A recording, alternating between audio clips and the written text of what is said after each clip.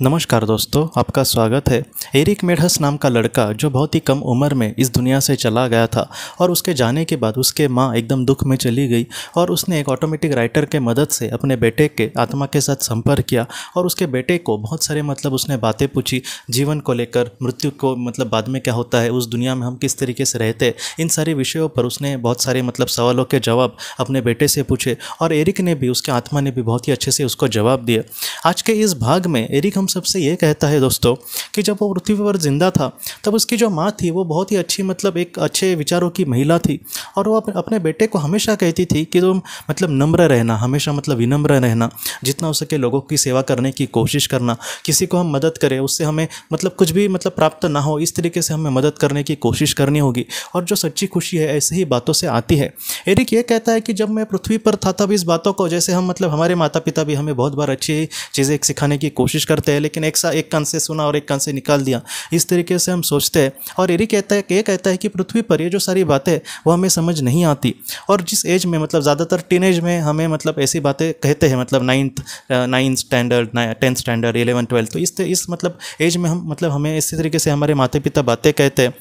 जब उस आयु में हम होते हैं। लेकिन उसके बाद दोस्तों वो आयु ऐसी होती है कि हमें हमारे दोस्तों के ऊपर ज़्यादातर हम आकर्षित होते हैं, उनके साथ एक अच्छी लाइफस्टाइल जीना, मूवीज़ में वगैरह जो हम चीज़ें देखते हैं तो वैसे हमें जीने की कोशिश करते हैं हम लोग। हमें लगता है कि उस तरीके से जीना ही एक कूल होता है, उस तरीके से ज़िंदगी ही असल में ज़िंदगी होती है। बड़ी एक गाड़ी चाहिए, अच्छी वॉच घर हाथों में चाहिए, आँखों में गॉगल चाहिए, तो ऐसी ज़िंदगी एक अलग तरीके से प्रभाव डालती है हम पर। कोई भी छोटा बच्चा हो तो जब जैसे जैसे बड़ा होगा तो वो ऐसी चीज़ों के बहुत बार पीछे जाता है। बाद में जैसे जैसे वो और बड़ा हो जाएगा उसको दुनिया की असलियत पता चलती है, बाद में उसके जो विचार है दोस्तों वो जैसे होंगे उसी तरीके से बाद में वो जीवन में आगे बढ़ता है। लेकिन एरिक हम सबसे ये कहता है कि जैसे निस्वार्थ भावना से किसी की सेवा करना, जीवन में विनम्र रहना, तो ऐसी जो बातें हैं जब हम आत्मलोक में चले जाएंगे तब उसकी जो असल वैल्यू है वो हमें पता चलेगी। एरिक ये कहता है कि पृथ्वी पर जीवन जीते समय ऐसी चीज़ों को हम ज़्यादा वैल्यू नहीं देते, लेकिन सच्ची जो ज़िंदगी है वो दूसरों को हम कुछ मदद करते हैं क्या, दूसरे के प्रति हम दिल से प्रार्थना करते हैं क्या, इसी चीज़ में होती है कहीं ना कहीं असलियत। वो ये कहते हैं कि आत्मलोक की जो ज़िंदगी है वो इतनी अच्छी होती है कि वहाँ पर तुम विनम्र रहो ऐसे हमें कहना नहीं पड़ता। जो मध्यम स्तर की आत्मा होगी या फिर उच्च स्तर की आत्मा होगी तो ऐसी जो आत्माएं होती है वो विनम्र ही होती है। जैसे पृथ्वी पर आपने देखा होगा कि किसी एक नई जगह पर हमें एड्रेस नहीं मिल रहा है तो वहाँ के हम लोगों को पूछते हैं तो बहुत बार लोग अच्छे से जवाब भी नहीं देते। वो ये नहीं सोचते कि ये बेचारा दूर से आया, इसको कुछ यहाँ का पता नहीं है तो अच्छे से मैं इसको जवाब दूँ, इस तरीके से भी उनके साथ अच्छा व्यवहार नहीं होता। लेकिन आत्मलोक में अगर हम मध्यम स्तर में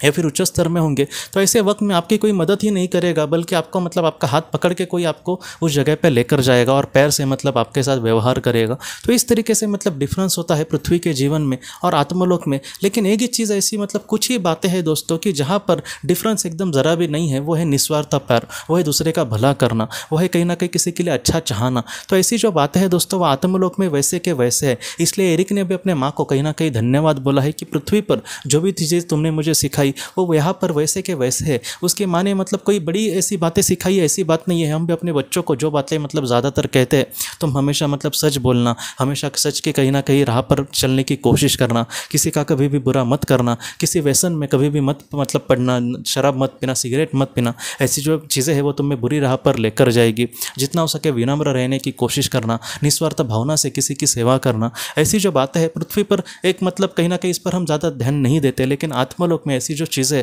उसको बहुत ज़्यादा वैल्यू दी जाती है। इसलिए जितना हो सके पृथ्वी पर ऐसा एक अच्छा इंसान जो मन से और दिल से और अपने कर्म से, जितना एक अच्छा इंसान जो होता है उस तरीके से एक अच्छा इंसान बन के हमें अपने जीवन में आगे बढ़ना होगा दोस्तों।